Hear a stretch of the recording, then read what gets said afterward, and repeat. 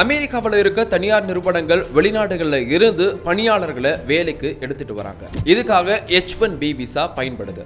ஆனா வருஷத்துக்கு 85,000 வெளிநாட்டு ஊழியர்களை எடுக்க முடியும்.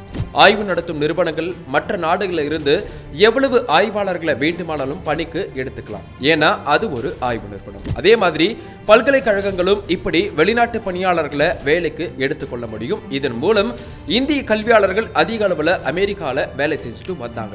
இப்படி லாப நோக்கமற்ற சேவைக்கு ஆட்களை வேலைக்கு எடுக்க எந்த லிமிட்டும் கிடையாது. எவ்வளவு வேண்டுமானாலும் H1B விசா மூலமா எடுத்துக்கலாம். இப்போ இந்த திட்டத்துக்கு தான் அமெரிக்க அரசு முட்டுக்கட்டை போட இருக்கு. அமெரிக்க நாடாளுமன்ற உறுப்பினரான டாம் காட்டன் H1B விசா மூலம் அமெரிக்காவுக்குள் நுழைபவர்கள் கட்டுப்படுத்த புதிய சட்ட திருத்த மசோதாவை அந்த நாட்டு நாடாளுமன்றத்தில் அறிமுகப்படுத்தியிருக்காரு.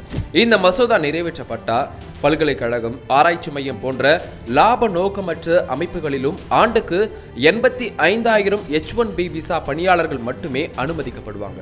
இது இந்திய ஆய்வாளர்கள் மற்றும் கல்வியாளர்களை கடுமையா பாதிக்கும். மற்ற நாடுகளை விட இந்தியர்கள் தான் அதிக அளவில் H1B விசாவை வச்சிருக்காங்க. ஏற்கனவே H1B விசாவுக்கு கட்டணம் அதிகரிக்கப்பட்டதனால இந்தியர்கள் கடுமையா பாதிச்சும் இருக்காங்க. இப்படி செய்யறது மூலமா வெளிநாட்டு பணியாளர்களை எண்ணிக்கையை கட்டுப்படுத்தலாம்னு அமெரிக்க அரசு நினைக்குது. ஆனா அறிவியல், கல்வி உள்ளிட்ட லாப நோக்கமற்ற துறைகள்ல கூட்டு முயற்சி, கூட்டு ஆராய்ச்சி அவசியம். அதனால இந்த துறைகள்ல இப்படியான கட்டுப்பாடுகளை கொண்டு வரக்கூடாதுன்னு கோரிக்கைகள் வலுத்துட்டு வருது. ஏற்கனவே கனடா போன்ற நாடுகள் இந்தியர்களுக்கு புதிய வாய்ப்புகளை திறந்து வச்சிருக்காங்க.